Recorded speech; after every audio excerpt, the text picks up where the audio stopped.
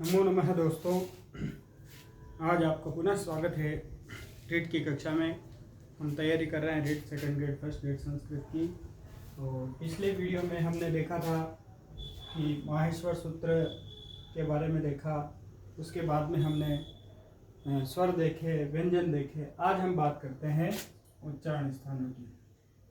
उच्चारण स्थान कितने होते हैं? सबसे पहला प्रश्न बनता है कि अगर परीक्षा में प्रश्न आ जाए कि उच्चारण स्थान कितने, तो कितने बताएंगे? 8। उच्चारण स्थान कितने हैं? 8। लेकिन ये 8 किसके अनुसार है? ये पाणिनीय शिक्षा ग्रंथ के अनुसार है। पाणिनीय शिक्षा ग्रंथ जो है उसके अनुसार वर्णों के उच्चारण स्थान 8 है। लेकिन छात्रों, अगर ऑप्शन में 8 नहीं है तो अपना ऑप्शन राइट होगा 7। उच्चारण स्थान सामान्यतया जो उच्चारण स्थान होते हैं वो 7 उच्चारण स्थान होते हैं। नहीं तो उच्चारण स्थानों की संख्या कितनी है? 8 है। अगर पूछा जाए पाणिनीय शिक्षा ग्रंथ के अनुसार उच्चारण स्थान 8, सामान्यतया उच्चारण स्थान 7, दोनों ऑप्शन में हो तो 8 राइट करना। कैसे देखते हैं 8 कौन सा है? पाणिनीय शिक्षा ग्रंथ में श्लोक मिलता है कि अष्टो स्थानानि वर्णानां स्थानानि कति? अष्टो स्थानानि वर्णानां उरः कंठः शिरः तथा जिह्वा मूलश्च दंतश्च नासिका ओष्ठो च तालु च, ऐसा श्लोक मिलता है। उसके अनुसार उच्चारण स्थान 8 कहते हैं। तो 8 गिना है तो कौन से? उर है, कंठ है, तीसरा शिरः है, चौथा जिह्वा मूल है, पांचवा दंत है, छठा नासिका है, सातवां ओष्ठ है और 8वां तालु है। ये जो शिरः कह रखा है श्लोक में, वो शिरः का तात्पर्य मुर्दा है। और सामान्यतया उच्चारण स्थान देखें तो सामान्यतया उच्चारण स्थान हम 7 मानते हैं। कौन से मानते हैं? ये कंठ, मुर्दा, जिह्वामूल, दंत, नासिका, ओष्ठ और तालु, ये सामान्यतया उच्चारण स्थान 7। इन 8 में ये 7 गिनते हैं तो उरह को नहीं गिनते। इन उच्चारण स्थानों को याद रखने के लिए ये 11 सूत्र है। ये 11 सूत्र अगर आपको याद है तो आसानी से आपके उच्चारण स्थान का प्रश्न गलत जाएगा ही नहीं। कैसे? पहला सूत्र हम देख रहे हैं, ए कु है विसर्जनीय नाम कंठ है। पिछला वीडियो जो हमने बनाया था उसमें हमने देखा कि ये कु, चू, टू, तू, कु जो उदित वर्ण है वो अपने 5 वर्णों का बोध कराते हैं। यानी कु से तात्पर्य क, ख, ग, अंग। चू से तात्पर्य च, छ, ज, झ, य। टू से तात्पर्य त, ठ, ड, ध, न। तू से तात्पर्य ऐसे ही तय वर्ग पूरा ही त, थ, द, ध, न। और पू से तात्पर्य प, फ, ब, भ, म। तो जब इन वर्णों की बात करेंगे तो हम पूरे वर्ग की बात करेंगे कि पूरे वर्ग। अब पूरा सूत्र देखते हैं, एक एक सूत्र को देखते हैं। तो ए कु है विसर्जनीय नाम कंठ है। ये इस कंठ उच्चारण स्थान की बात कर रहा है ये सूत्र कि कंठ उच्चारण स्थान किसका होता है? ए का। ए से तात्पर्य दोनों ही आ गए, ए और आ। फिर बात आती कु। कु में क वर्ग पूरे आ गया। क, ख, ग, अंग सब वर्णों का उच्चारण स्थान होता है कंठ। है कार का उच्चारण स्थान भी क्या होता है? कंठ। और विसर्जनीय नाम और विसर्ग का उच्चारण स्थान भी क्या होता है?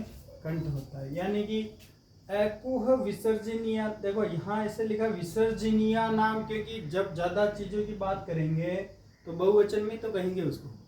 तो अपन कह रहे हैं कि ए का, क वर्ग का, है का और विसर्ग का, इन सब वर्णों का उच्चारण स्थान क्या होता है?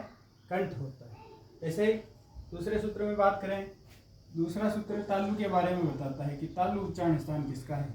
तो ई से तात्पर्य दोनों ई हो गए। चू में क्या आ जाएगा छात्रों? च वर्ग पूरा ही च, छ, ज, झ, य। ऐसे पूछ ले च कारस्य उच्चारण स्थान हम तो भी क्या करेंगे? तालु। छ कारस्य छ, ज, य किसी भी वर्ण को संस्कृत में कार कह के बोलते हैं। यानी कि अ है तो अकार है, च है तो यकार है, य है तो यकार है। तो ऐसे भी पूछ ले छात्रों की यह कारस्य उच्चारण स्थान हम किम, तो अपन क्या करेंगे? तालु। देखो च वर्ग का उच्चारण स्थान, य का उच्चारण स्थान और श का उच्चारण स्थान तालु होता है। फिर तीसरा उच्चारण स्थान आ रहा है मूर्धा।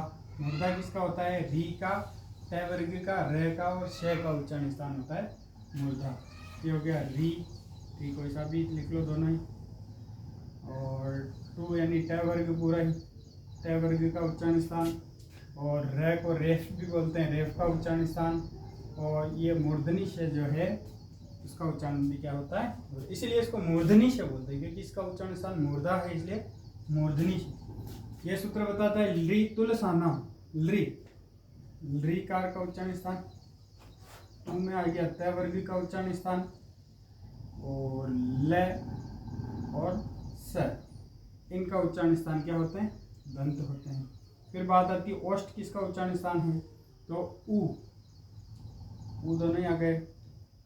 फिर पू, ये जो पू बना है दीर्घ संधि होकर के ऊ पू और उपदमानीय ऐसे बना हुआ है, ऊ पू उपदमानीय, ऊ पू उपदमानीय, तो ये पू बड़ा हो रहा है।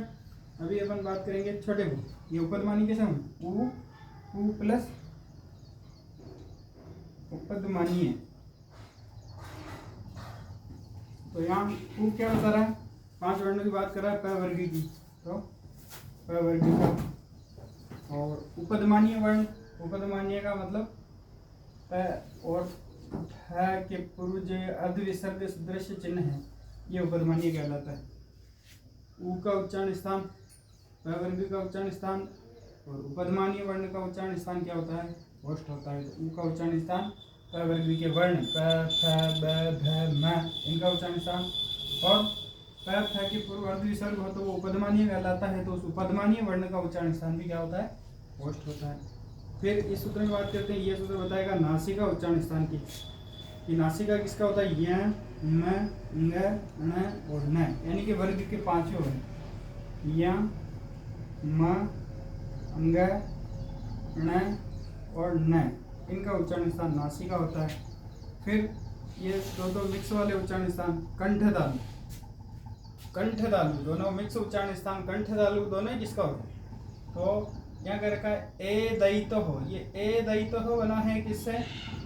एत, एत और ऐत से, एत और ऐत। यहाँ एत का मतलब तो है ए, और ऐत का मतलब है ऐ, यानी कि ए का उच्चारण स्थान और ऐ का उच्चारण स्थान क्या होता है?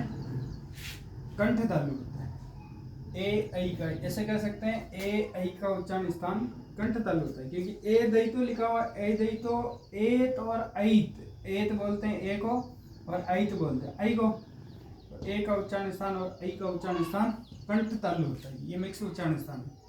फिर देखते हैं वापिस एक और मिक्स वाला आ रहा है, कंठ ओष्ठ। कंठ ओष्ठ किसका होता है?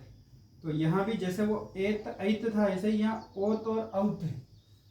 ये ओ दौत लिखा हुआ तो वो बना किससे? ओत, और ओत का मतलब ओ, और औत का मतलब औ।